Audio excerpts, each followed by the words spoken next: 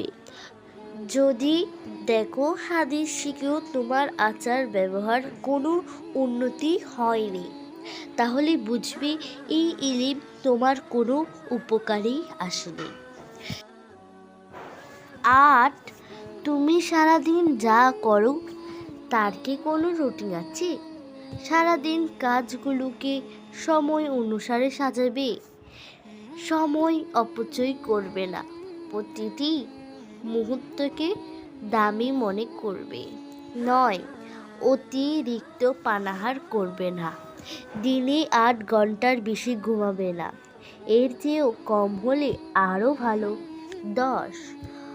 মূর্খদের বন্ধুত্ব থেকে দূরে থাকবে, যারা অতিরিক্ত খেলাধুলা করে ও হাসি তামাশা অভ্যস্ত তাদের সাথে উঠা বসা করবে না, পরিমিতি খেলাধুলা করবে যাতে শরীর মন সতেজ থাকে। ১১.